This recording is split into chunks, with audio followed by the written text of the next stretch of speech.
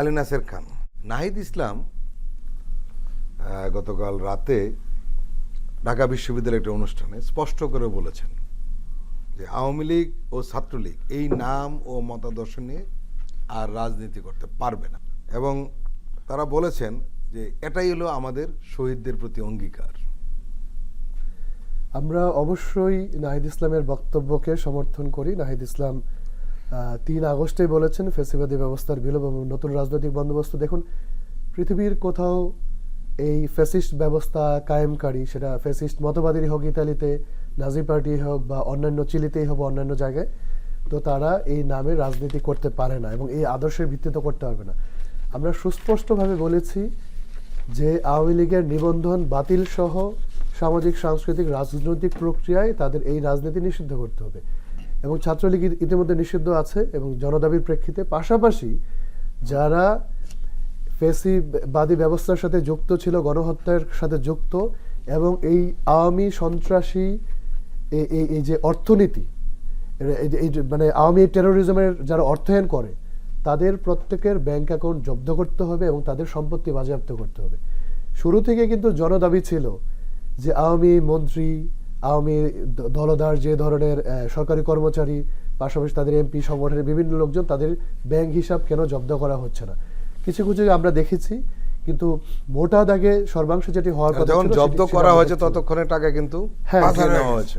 এদের হাতে যে হাজার হাজার কোটি টাকা, হাজার হাজার বললে ভুল হবে, আমরা দেখেছি যে 250 বিলিয়নেরও অধিক টাকা।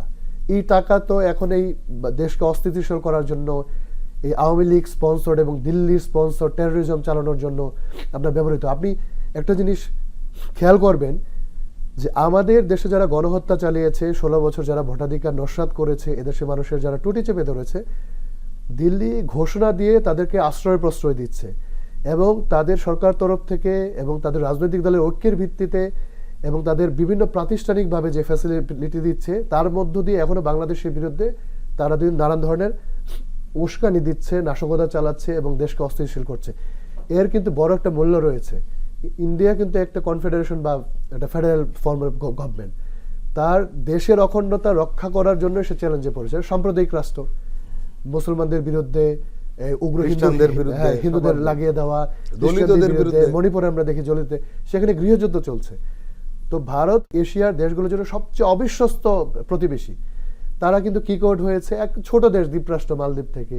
শ্রীলঙ্কা তাদের উপর কোনো ভরসা করে না, নেপাল তো কোনোদিন পাত্তাই দেয় না, আর মিয়ানমার তো একেবারেই তাদের শত্রু জ্ঞানী করে। পাশাপাশি অন্যান্য দেশগুলো দেখুন, ভারতের আভ্যন্তরীণ নিরাপত্তার জন্য, আন্তর্জাতিক রাজনীতির জন্য তাদের বোধোদয় হওয়া উচিত বাংলাদেশের এই 20 কোটি জনগণের বিরুদ্ধে যদি তারা যুদ্ধ ঘোষণা করে, যুদ্ধই ঘোষণা করেছে আমাদের হত্যাকারীদের সেখানে আশ্রয় দিয়ে, তাহলে ভবিষ্যতে তার আভ্যন্তরীণ নিরাপত্তার ক্ষেত্রে তাকে মূল্য দিতে হতে পারে। কারণ মানে রাজনীতি বিজ্ঞানে এগুলার অনেক ধরনের সূত্র রয়েছে, এগুলার কনসিকুয়েন্স রয়েছে। তো আমরা মনে করছি যে এই গণহত্যাকারীদের, তাদের সাথে বন্দি প্রত্যাপনের চুক্তি রয়েছে, সেটা মানবে। পাশাপাশি আমাদের দেশে যে বিচারিক কার্যক্রম, সেটি ত্বরান্বিত হবে। নির্বাচনের সাথে অনেক গুরুত্বপূর্ণ, নির্বাচন সংস্কার কমিশনের সুপারিশমালা আসবার আগে আমরা দেখেছি নির্বাচন কমিশনার সহ প্রধান নির্বাচন কমিশন নিয়োগ হয়ে গিয়েছে। তো এর সাথে যেগুলো জড়িত, যেমন ধরেন পুলিশিং একটা বড়, এটা রিফর্ম না হলে আমরা মনে করছি না লেভেল প্লেইং ফিল্ডে নিরপেক্ষভাবে এই নির্বাচন পরিচালনা করা সম্ভব হয়। পাশাপাশি অর্থের বড় ধরনের একটা মানে সংস্থানের ব্যাপার রয়েছে। পাশাপাশি কর্মকর্তাদের ট্রেনিং দিতে হবে, কারণ তারা তো দামি ইলেকশন করবে না, তারা তো রাতের ইলেকশন করবে না, তারা একটা ফ্রি, ফেয়ার, ক্রেডিবল, ডেমোক্রেটিক একটা নির্বাচনের ব্যবস্থা করবে।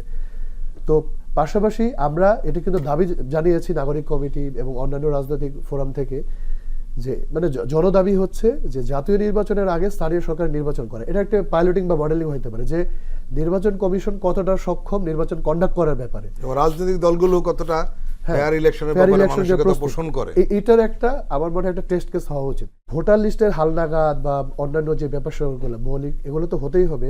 বৃহৎ রাজনৈতিক সংগঠনগুলির অসহযোগিতার মনোভাব পোষণ করছে।